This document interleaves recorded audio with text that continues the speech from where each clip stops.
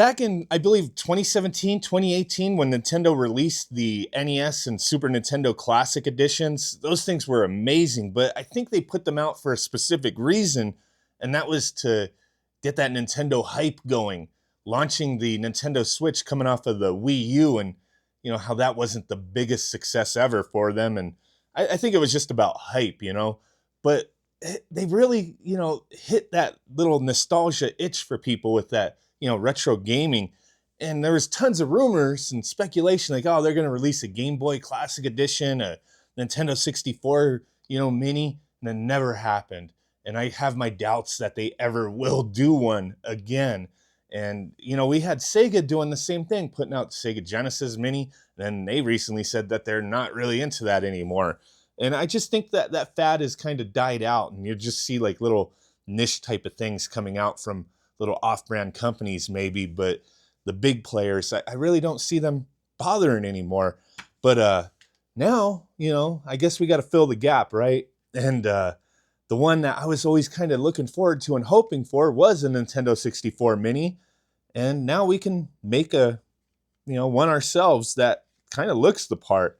And, without having the 3D print or do any kind of weirdness, right? So that's exactly what we're doing today, courtesy of Retro Flag. I bought this myself, though. Retro Flag didn't send me anything. This is a Raspberry Pi 5 case that looks freaking slick, dude. Like one of those fantastic Nintendo 64 cases, like, one of those colors. Bottom, like, little white color and the, the teal blue, whatever the hell you call it. I don't freaking know my colors, But yeah, we're going to set this thing up. We're going to build a whole Nintendo 64 Classic Mini Edition real quick with Basera, Raspberry Pi 5. I don't know, like around 60 of my top favorite games for the Nintendo 64. Get it all set up and test it out. And use an actual Nintendo 64 controller. For the Nintendo Switch anyway, Bluetooth, keep it wired. The way they have this set up is you have 2 USB ports on the front. You still would have access to the other ports on the side, I believe, if you want to use them. But, I guess to keep this case small, they just put 2 USB ports on the front. But let's get this thing going and get Basera set up and see what to do with all that. So I do have this, this little fan, heat sink on here, so I probably have to remove that to use this case. So let me do that. Okay, I got that damn thing off, and now we're going to follow the directions for this 64 Pi case. And first thing is to install the heat sink. So let's get that going with these little pads and whatnot. Get everything on there, and then we'll run through the process of installing Basera and everything that I did to get rolling with that.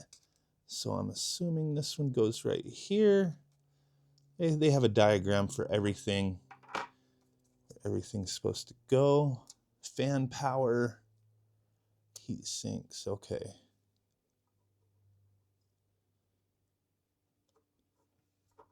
And then the aluminum heat sink. Wait, that's not right.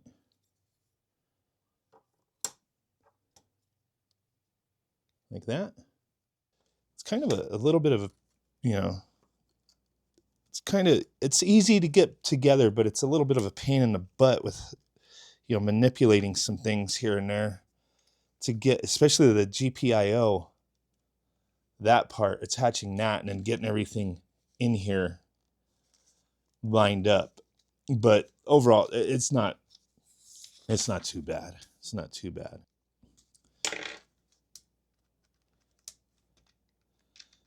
Oh, that's actually kind of cool. The little front, the memory expansion, we could actually open up and store like micro SD cards in there if we want. You got a reset button, power switch.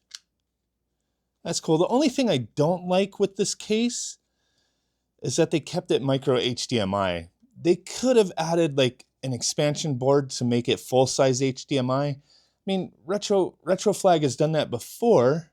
Wish they would have done that with this case. It would have like made it even more awesome, because otherwise, then you still have to use like either a an HDMI cable that has micro HDMI on one end or an adapter. I kind of don't like that. I wish it would have just had a, you know, port on there, but that's fine. So yeah, there you go. Let's get Basera set up. Make this a Nintendo 64 Mini. So here we go. The Nintendo 64 Mini Classic Edition. Booting up.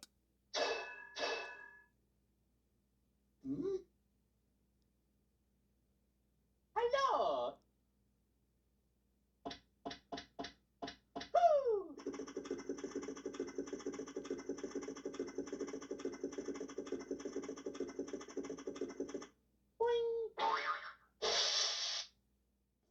So we'll go through real quick how I set this up, and I'll give credit to that little intro sequence. I'll put a link to where I downloaded that from. I did cut it down.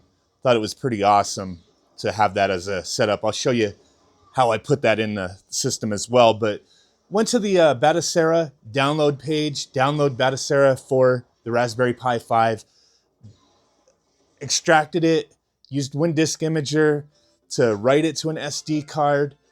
Then I popped it into my Raspberry Pi 5, booted it up, and then immediately I went to my network settings and made sure my Raspberry Pi 5 was connected to my Wi-Fi.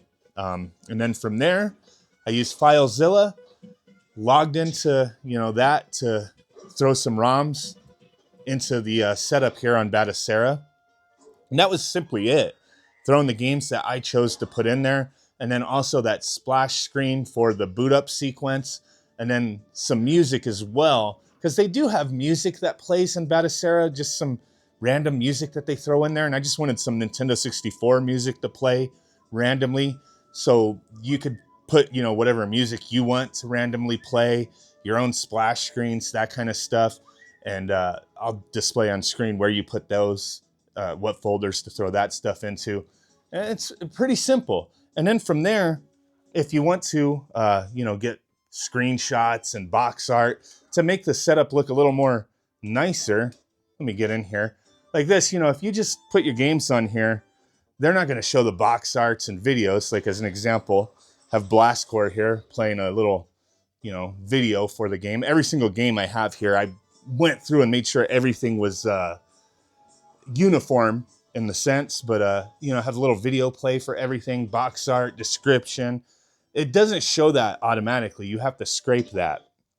And that's one reason you want to be online as well, so you could do that through the system. There's other ways to do it. Like this isn't like a full-on tutorial. There's tons of ways to do the stuff that I'm doing here.